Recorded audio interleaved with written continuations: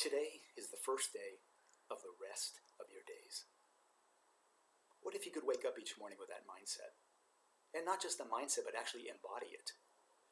Embodiment means where mind and body speak to each other, where there's mind and heart coherence.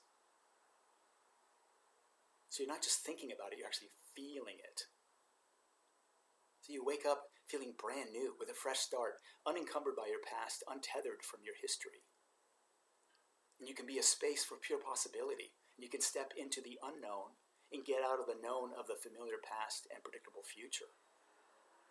What becomes available to you when you embody that? That's what I want to talk to you about today.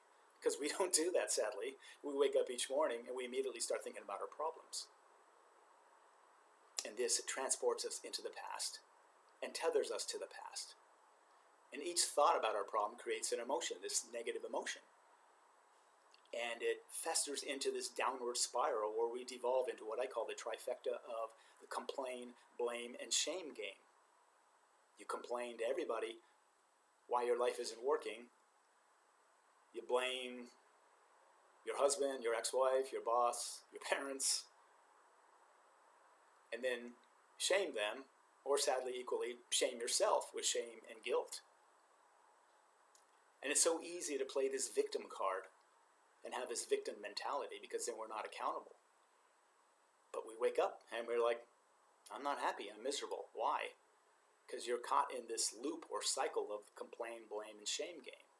And they actually say by age 35 that 95% of your thought patterns are these subconscious patterns that are coded and wired and programmed into us, where we're just always in the known, the familiar past and predictable future. And there's no freedom in there. There's no creativity in there. There's no joy and vitality in there. And then we wonder why we're not happy. It's like driving a car looking through the rearview mirror. But these are blind spots to us. We're oblivious to it. It's like a fish swimming in water doesn't know what water is. We're so accustomed to this, and it's so normal for us that this is our life and our world of living in this complain, blame, shame, guilt life that we don't know otherwise. And we're stuck in it because this is the known patterns that we live in. Again, the familiar past and predictable future.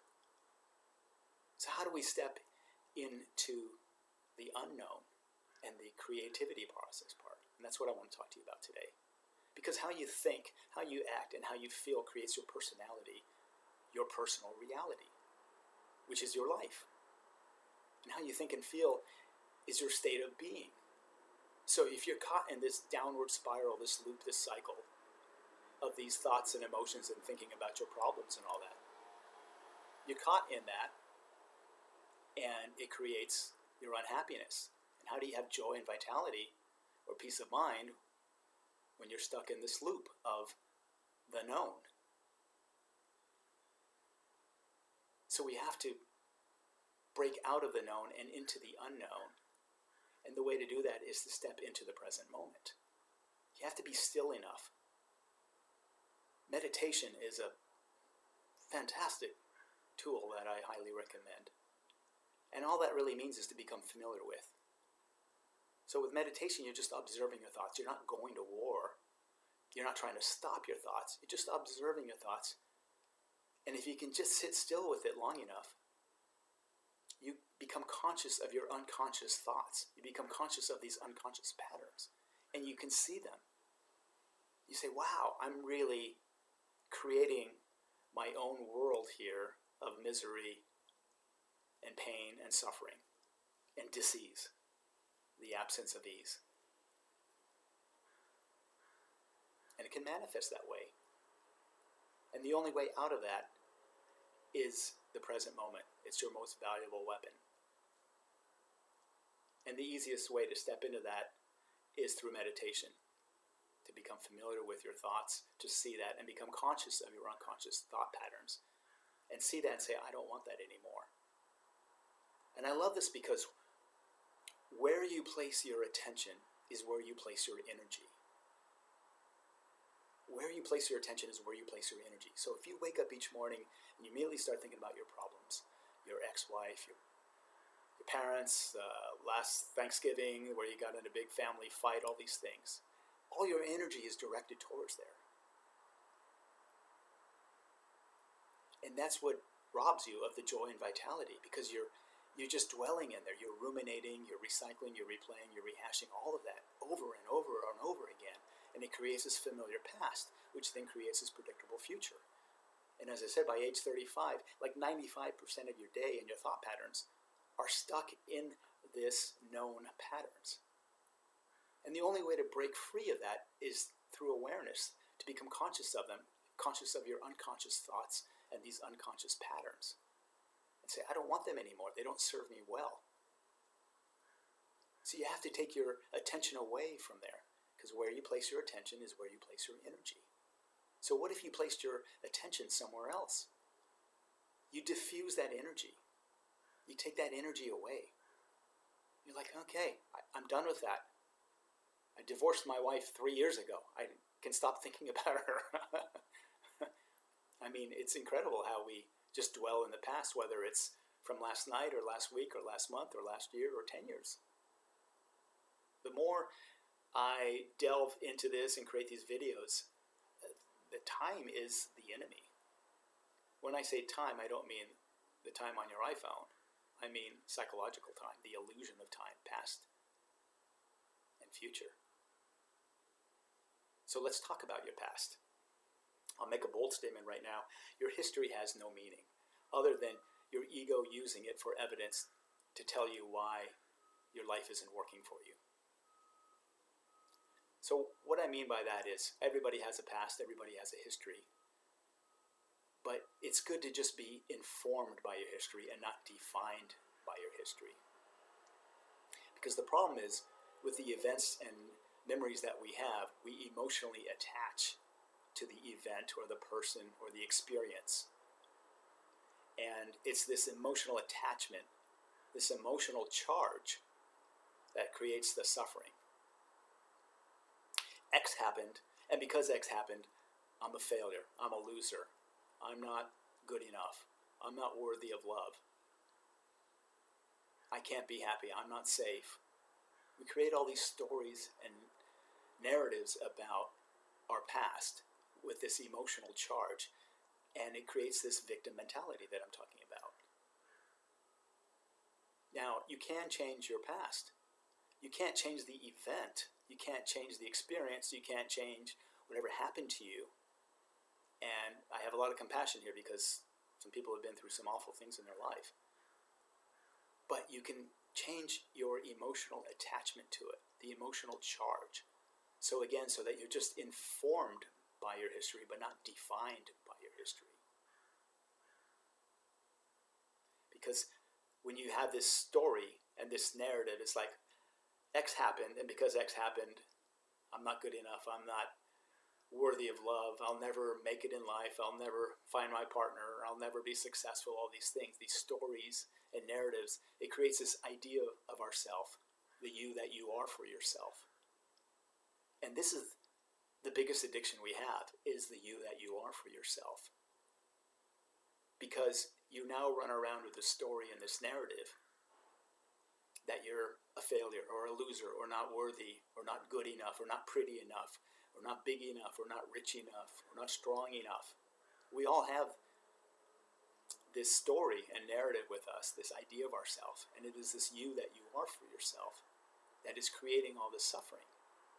And even though it feels real to us, it is not an absolute truth. So if you can break free of that story and that narrative, you can come into the present moment, into the unknown. And that's where the peace and the happiness, which I would assert is the nature of our being, is this peace and happiness. The absence of disease. So you can change your past. Not the event, but the story. The story that we've created. And the emotional charge that you've created with that. You can't change the event or the experience. And like I said, there's some awful stuff, some trauma, divorces, things we've all been through. But if we can take the emotional charge out of it, the emotional attachment out of it, it doesn't have the same intensity with it. And a memory without the emotional attachment is wisdom. We can learn from it. A memory without the emotional charge is wisdom. If when you were 8 years old you burned your finger on a hot stove, you know not to touch that hot stove again. You can be informed by your history, but not defined by it. You don't say, oh, I'm such an idiot. No, you just go, wow, okay, stove is hot, can't touch it, shouldn't touch it, and you don't touch it. You don't have an emotional attachment to it. There's no emotional charge to it. But with relationships that we have with family and lovers and partners and all that stuff, we create this emotional charge and attachment to it. And that's what gets us in trouble. So again, the memory without the emotional charge is wisdom. We learn from it. We learn not to touch the hot stove again. And yes, you may have regrets, but if you've learned from that experience, there's no reason to hang on to that regret. If you do a cost-benefit analysis, it's like 100% cost, 0% benefit. Because the event has already passed, and you're just holding on to it. But if you learn from it, like, wow, you know what, if I have an experience like that again, I'm going to behave differently or treat that person differently. Great, you learn from it. You are informed by your history, but not defined by your history. That's why I say the past is past. You cannot change the past, so let it go. Let go of that emotional attachment. Let go of that emotional charge.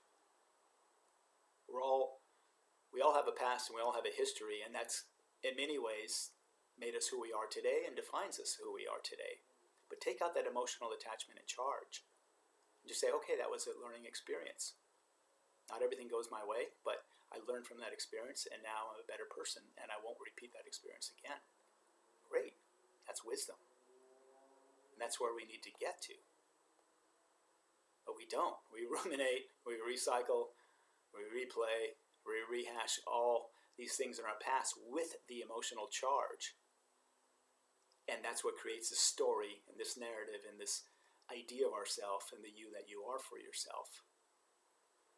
And somehow we come to the brilliant conclusion that we're a failure, or we're a loser, we're not good enough, we're not pretty enough, we're not rich enough, we're not worthy of love, all these things. So the unpairing of the emotion from the event is critical. And it diffuses it. It doesn't have that charge anymore. And I'll go back to what I said, where you place your attention is where you place your energy. So when you diffuse that energy, that emotional charge, you stop thinking about it. And you stop dwelling so much about your ex-wife or ex-boyfriend and all this that's creating such misery in your life. It's like, okay, I'm moving on. It's much easier to when you can unpair the emotion from the event. And as I said, the memory without the emotional charge is wisdom. So to change your personal reality, you have to embody it. Not just think about it, you actually have to feel it. I remember years ago, every morning I'd wake up with my journal and write down 3 things, what I call the attitude of gratitude. Like, okay, what are 3 things I'm grateful for that I didn't mention the previous morning in my journal? And I'd write them down, and I felt, okay, I feel good. I did my little journaling today. I can move on. But I just intellectualized it. I didn't feel it. You have to actually feel it. You have to embody it. You have to really embody gratitude, feel it. Visualize something that you are grateful for and feel that emotion. Feel that in your heart. And then maybe even take away the visualization so you just have that feeling. That's how you embody it. So again, embodiment is where mind and body speak to each other, where there's mind and heart coherence. And this moves you out of the known, out of the familiar past and the predictable future, into the unknown. And it moves you from reactivity to creativity. And I love to play with these words like reactive and creative.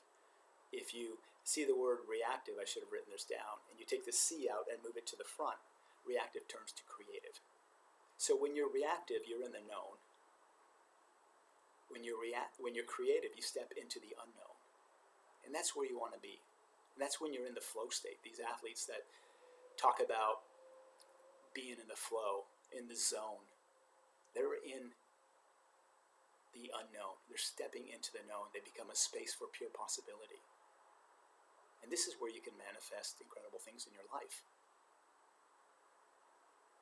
So the more that we stop dwelling and ruminating and recycling and rehashing and replaying the past, we all have a past. The past is past. You can't change the past. So let it go. Let go of that emotional attachment. Let go of that emotional charge. Because pain from the past influences fear in the future. But if you let go of the past, it collapses the future. And you step into the present moment, which is the unknown. And that's where great things happen. So I started this by saying today is the first day of the rest of your days where you are unencumbered by the past, untethered from your history. If you can step into the unknown, the present moment, by placing all your attention into the present moment, which is where you place your energy, you'll feel this joy and vitality. Because these thought formations are just energy, and your heart is an energy center. And if you have mind and heart coherence, you start tapping into this internal energy. It's like this river within us, a river of joy and vitality. But you've got to embody it. You've got to step into it. And the way to do that is to let go of the past, that emotional charge. And again, just be informed by your history, but not defined by your history. And that's how you can manifest. I think people have manifestation wrong, where they say, well, when I find love or I find abundance, then I'll feel love and then I'll feel abundance.